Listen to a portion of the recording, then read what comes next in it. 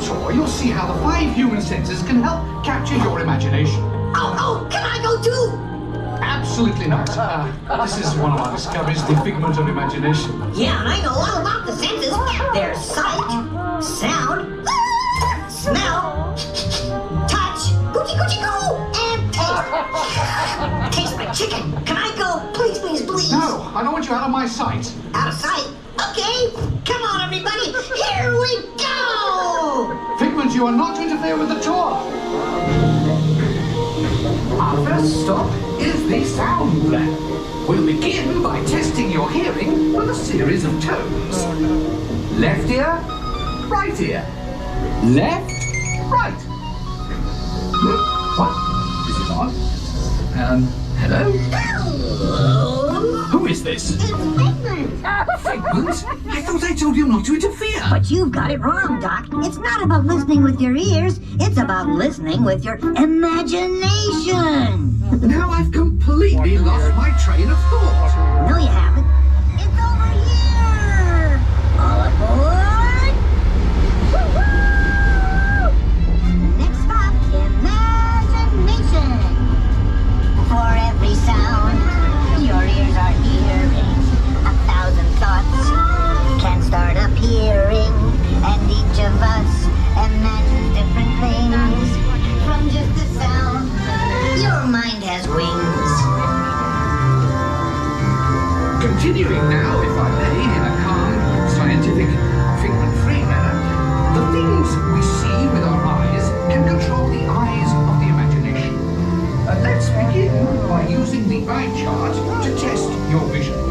Now, all together, if you would please read line 3 and With F-I-G-M-E-N-T, you can see things differently. Sure, you can see with your eyes, but imagine what you could see if you used your imagination. Follow the bouncing figment. One spark of light can light your fancy. Your mind sees more than what your eyes see. Your sense of sight can make your fancy fly. There's more to sight than meets the eye.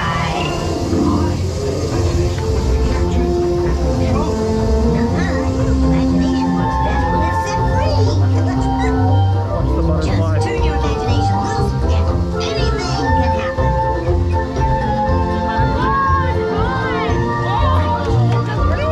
is gone. Our research shows that smells often trigger the imagination, especially when pleasant, familiar smells come into play. Oh no. I'd love to. This is not a good time. It's always a good time to use your imagination, so let the good times roll! Woohoo! You win 1 cent! Don't! That really stinks! Of course, Doc, the nose knows! One awful whiff can send you reeling. One lovely sip can be appealing. Your mind defines what enters through your nose. That's how you tell a skunk is not a rose. It's always skunk.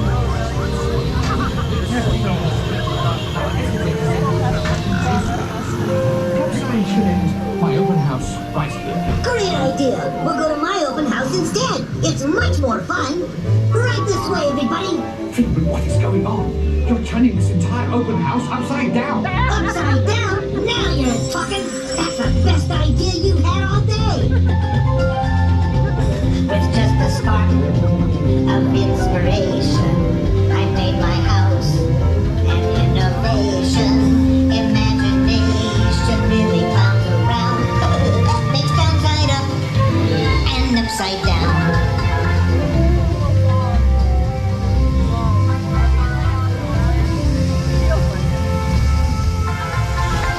Now here's a real open house. Come on in. So what do you think? Is it me? More than you can imagine. But Doc, it's exactly what I imagined. Imagination is the brain of the house. Of course! Imagination is just turning your thinking upside down. Come on, it's time to get back to the Institute. What are you feeling?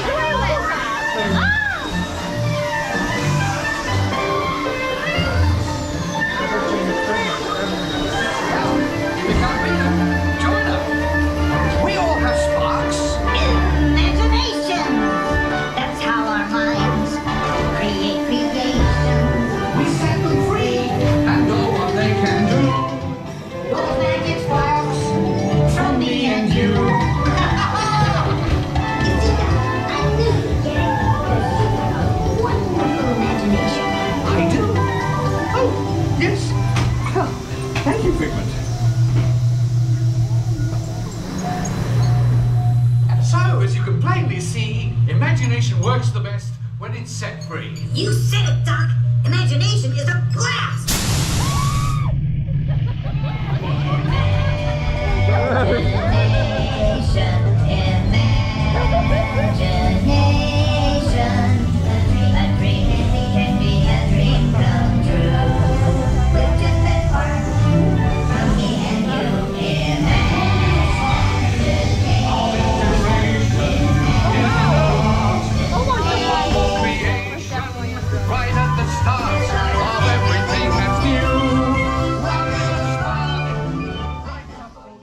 Remain seated at all times. Like a grand and miraculous spaceship, our planet is sailing through the universe of time, and for a brief moment, only to feel on its presence. But where are we going? And what kind of future will we discover? Surprisingly, the answers lie in our past. It takes 15,000 years to come up with the next bright idea, recording our knowledge on cave walls. There was only one small problem. When we moved, the recorded knowledge stayed behind.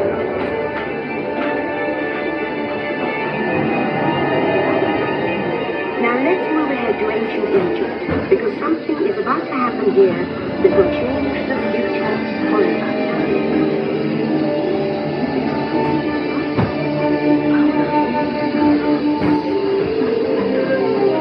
This unknown Egyptian found in Greensland is inventing papyrus. Papyrus in turn creates better record keeping, plans, designs, and unfortunately text. But it also brings with it the dawn of great civilization. At this point, each civilization has its own form of writing, which none of the others can understand. But the Phoenicians portrayed the people and nations. They created a simple common alphabet, adapted to those languages. Remember how easy it was to learn your ABCs? That's the Phoenicians. They invented it. The ancient Greeks were great inventors in teaching. First, they established public schools, and then began teaching an intriguing subject called mathematics. And with math comes mechanical technology and the birth of the high-tech life we enjoy today. With lessons learned from the Greeks, the Romans created powerful empires. To move their armies around, they built a system of roads all over the known world. Rome built the first worldwide grid, and it's leading us into the future.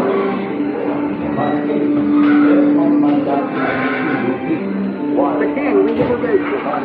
Rome falls, and the great library of Alexandria in Egypt is burned. Much of our learning is destroyed, lost forever. Or so we think. It turns out there are copies of some of these books in the libraries of the Middle East, being watched over by Arab and Jewish scholars. Call it the first blackout system. The books are saved, and with them our dreams of the future.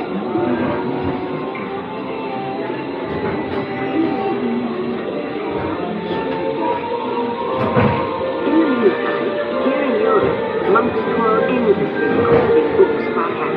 This is how they change.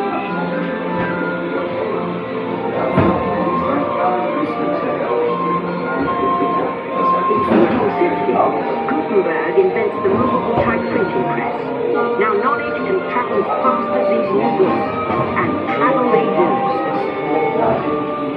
Books make it easier to invent the future in every field, and the result is an incredible explosion of innovation we call the Renaissance.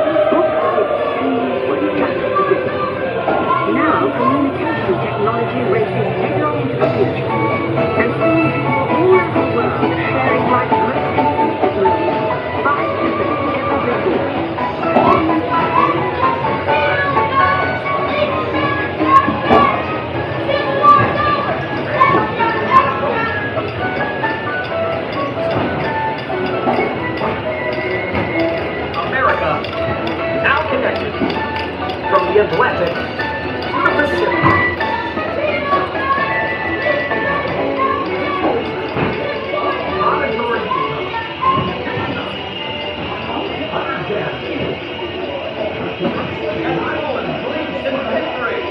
Humble young man wins again at the Berlin Olympics, proving to the world that champions come in all races, creeds, and colors.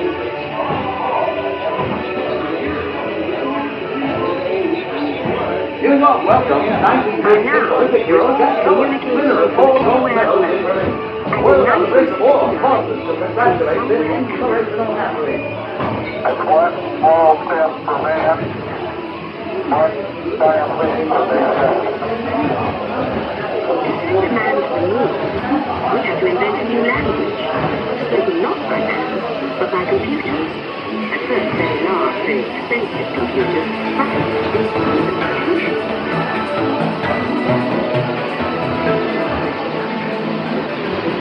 Wouldn't everyone that had one of these amazing machines in their own house? This is one problem. There is bigger problem. The solution comes in, of all places, a garage in California. Young people with passion for shaping the future put the power of the computer in everyone's hands. Together we form a super network that glows with billions of interactions. And once again, we stand on the brink of a new renaissance. After 30,000 years of time travel, here we are, a truly global community, poised to shape the future of this, our Spaceship Earth. Attention travelers, please remain seated. Your time machine is rotating backward for your return to Earth.